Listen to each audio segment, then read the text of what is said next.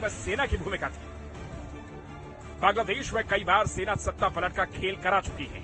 यहाँ तक कि बीच बीच में ये रिपोर्ट्स आती रही हैं कि सेना के कुछ आला अफसर लगातार शेख हसीना को सत्ता से बेदखल करने की योजना बनाते रहे हैं। ऐसे मामले में जब अराजकता फैलती है तो आर्मी ही एक ऐसी संस्था है जो हालात को संभाल सकी है। अभी तक ऐसा कोई कारण नहीं है जिसमें आर्मी की लॉयल्टी जो शेख हसीना की तरफ थी उस पर शक किया जाए, वरना वो उनको आने क्यों देते यहाँ? वो आर्मी की इजाजत के बगैर यहाँ नहीं आ सकती। एयरफोर्स के एयरक्राफ्ट में तो आई है वो। शेख हसीना ने वर्ष 2009 की शुरुआत में सत्ता संभाली थी तो सत्ता सैन्य समर्थक कार्यवाहक सरकार के पास ही थी। बांग्लादेश में सैन्य सरकारों का इतिहास रहा है। 1975 में पहली बार सैन्य तख्ता पलट के जरिए मुजीब सरकार को उखाड़ फेंका गया था। इसके बाद सेना 15 सालों तक 1990 तक देश के शासन पर काबिज रही। बांग्लादेश के आर्मी की कमान वकार-उज-जमा के हाथों में है। लेफ्टिनेंट जनरल वकार-उज-जमा को हाल ही में प्रमोट करके आर्मी जनरल नियुक्त किया गया था। उन्हें 11 जून 2024 को चीफ ऑफ आर्मी स्टाफ चुना गया था। 23 जून 2024 को उन्होंने पदभार ग्रहण किया था। उन्हें 23 जून से अगले 3 वर्षों के लिए आर्मी चीफ बनाया गया है। इससे पहले 1 जनवरी 2024 से वो चीफ ऑफ जनरल स्टाफ रहे हैं। वकार कौन है ये मैं व्यक्तिगत तौर पर उनको नहीं जानता, लेकिन ये जानता हूँ कि सेना एक बार सत्ता में आ जाती है तो अपनी मर्जी से आम तौर पर नहीं छोड़ते हैं। बर्मा को देख लीजिए, जब सूकी को बंदी बनाया था तो उन्होंने भी कहा था हम कुछ महीनों में इलेक्शन कराएंगे। पाकिस्तान में भी यही कहा जाता है। बांग्लादेश और सेना का सरकार के साथ हमेशा से जटिल रिश्ता रहा है। बांग्लादेश में सैन्य सत्ता का लंबा इतिहास रहा है। 1971 में अपनी आजादी के बाद से बांग्लादेश में सेना रह रहकर तख्ता पलट करती रही है। 1991 में संसदीय लोकतंत्र की बहाली तक देश में सैन्य शासन रुक रुक कर होता रहा है। कई बार सेना ने राजनीतिक संकट के दौरान हस्तक्षेप भी किया है। ऐसे में इस बार भी अगर बांग्लादेश में कुछ वैसा ही होता है तो इस पर आश्चर्य नहीं होना चाहिए। वैसे तो सेना आधिकारिक तौर पर नागरिक शासन में हस्तक्षेप करने से इनकार करती है, लेकिन ऐतिहासिक रूप से बांग्लादेश में सेना का राजनीतिक मामलों पर पर्याप्त प्रभाव रहा है। बांग्लादेश के राजनेता भी अक्सर सैन्य हितों के बारे में सावधानी बरतते रहे हैं। ग्लोबल फायर पावर के अनुसार बांग्लादेश की सेना 145 देशों में से दुनिया की 37वीं सबसे शक्तिशाली सेना है। पाकिस्तान के बाद दक्षिण एशिया में तीसरा सबसे बड़ा रक्षा बजट भी बांग्लादेश का ही है। बांग्लादेश का काला इतिहास एक बार फिर से दोहराया गया जब शेख हसीना सरकार का तख्ता पलट कर दिया गया। ठीक वैसे ही जैसा शेख हसीना के पिता शेख मुजीबुर रहमान का हुआ था।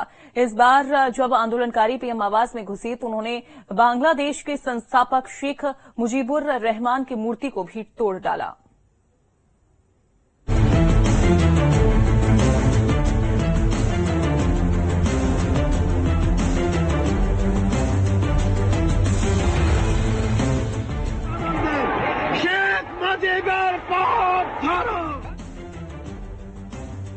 बांग्लादेश के पीएम आवास में घुसकर जिस मूर्ति को प्रदर्शनकारियों ने निशाना बनाया, जिस मूर्ति पर चढ़कर उग्र आंदोलनकारियों ने उसे तोड़ने की कोशिश की,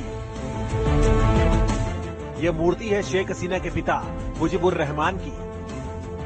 वही मुजीबुर रहमान जिन्होंने बांग्लादेश की स्थापना में अहम भूमिका निभाई थी। जो बांग्लादेश आज अलग मुल्क के तौर पर दुनिया के नक्शे पर काबिज है, उस मुल्क की नींव रखी थी मुजीबुर रहमान ने। वो साल था 1971। तब पूर्वी पाकिस्तान में भयानक विद्रोह हो रहा था। अलग देश के लिए पूर्वी पाकिस्तान की जनता पाकिस्तान के कब्जे से आजाद होने के लिए तड़प रही थी। तब 1970 में पाकिस्तान में आम चुनाव हुए थे और पूर्वी पाकिस्तान में शेख मुजीबुर रहमान की अवामी लीग ने बड़ी जीत हासिल की थी, लेकिन शेख मुजीब को सरकार बनाने नहीं दी गई। जिसके बाद पूर्वी पाकिस्तान में ऐसा आंदोलन भड़का जो मुल्क की आजादी के बाद ही शांत हुआ। और इस आंदोलन का चेहरा थे शेख मुजीबुर रहमान, जिन्होंने 7 मार्च 1971 को ऐसा भाषण दिया था कि जनता पाकिस्तान से अलग होने के लिए तड़प उठी थी। इसी का नतीजा है कि 1971 में पाकिस्तान को हार माननी पड़ी और बांग्लादेश की नींव रखी गई। लेकिन ये इतिहास है। वर्तमान की बात करें तो ढाका में ये आंदोलनकारी शेख मुजीबुर रहमान की मूर्ति को टारगेट करते वक्त शायद ये भूल गए तभी तो तख्ता पलट शेख हसीना का हुआ।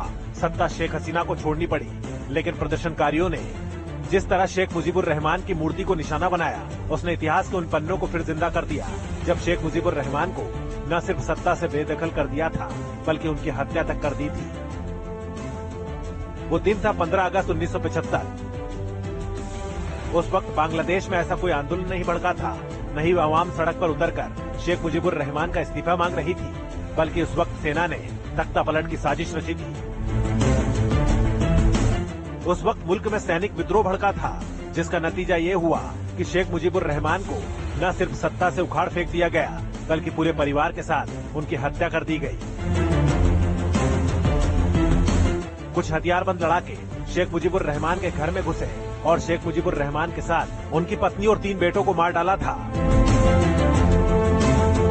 उस वक्त शेख हसीना और उनकी बहन की जान इसलिए बच गई क्योंकि वो दोनों ही तब बांग्लादेश में नहीं थी। जब बांग्लादेश में ये सब कुछ हो रहा था, तब शेख हसीना अपने पति वाजिद मियां और छोटी बहन के साथ यूरोप में थी।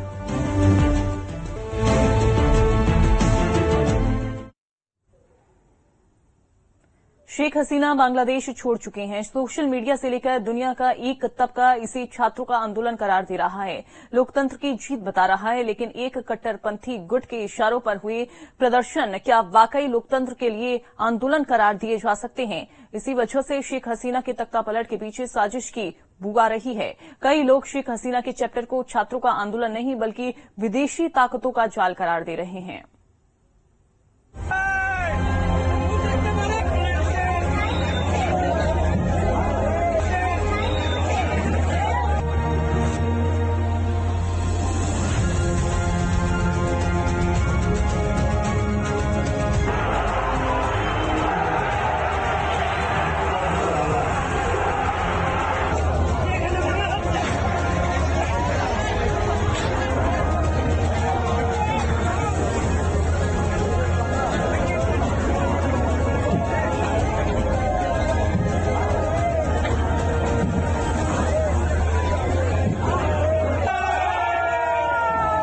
लोकतंत्र ही वो तलवार थी जिसके बलबूते शेख मुजीब उर रहमान ने पूर्वी पाकिस्तान के बंगाली मुसलमानों के हक की आवाज उठाई, एक आजाद बांग्लादेश के लिए संघर्ष किया था। और आज उसी लोकतंत्र की दुहाई देकर ढाका में सरेआम उन्मादियों ने शेख मुजीब उर रहमान के मुर्दे पर अपने अंदर भरे हुए जहर को उड़ेल दिया।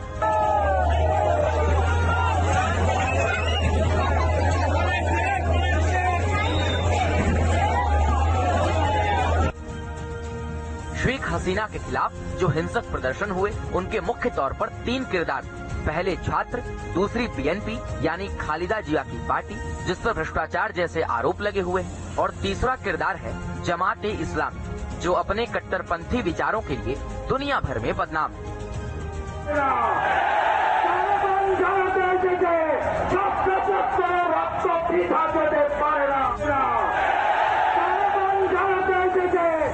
इसी वजह से शक की सुई घूमती है पाकिस्तान की तरफ, जिसका जमात जैसे संगठनों से पुराना रिश्ता रहा है और जो 1971 के बाद से लगातार बांग्लादेश में दखल बढ़ाने की फिराक में लगा हुआ है। यकीन है कि हमारा सरकार, हमारे जो लोग हैं जिससे जो इस मुद्दा देख रहे हैं, वो मतलब उनका योगदान यही होगा कि बांग्लादेश के जो भी हैं अभी मिलिट्री और बाकी कोई इंटरिम एडमिनिस्ट्रेशन, उनसे संपर्क हो और जो हमारे मतलब देश के हित में जो भी करना है वो हम करेंगे। और वहाँ का मतलब वहाँ एक शांतिशील एटमॉस्फेयर और वहाँ पे मेरे ख्याल से सुरक्षा होना बहुत ही जरूरी है हमारे लिए, और खासतौर से हमारे मतलब पूर्वी भारत के लिए। शेख हसीना ने पिछले कुछ वक्त में बांग्लादेश में दूसरी शक्तियों के नाजायज दखल के खिलाफ भी आवाज उठाई थी। तिस्ता नदी परियोजना में चीन के दबाव के चलते शेख हसीना चीन का दौरा बीच में ही छोड़कर लौट आई थी, तो शेख हसीना ने खुद मीडिया को बताया था कि उन्हें डर है बांग्लादेश और म्यांमार के कुछ हिस्सों को मिलाकर ईस्ट तिमोर की तरह एक अलग देश बनाने की भी कोशिशें की जा रही हैं।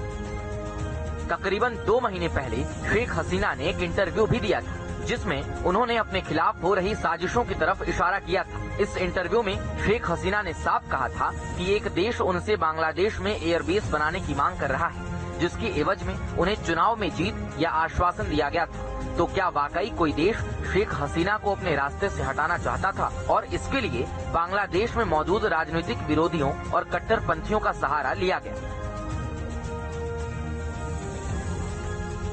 अगर वाकई शेख हसीना के खिलाफ साजिश हुई तो ये साजिशें कामयाब होती नजर आ रही हैं।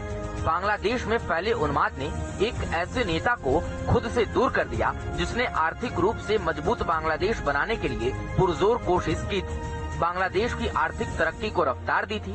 शेख हसीना के बिना बांग्लादेश किस दशा और दिशा की तरफ बढ़ेगा, इस पर पूरी दुनिया की नजर रहेगी।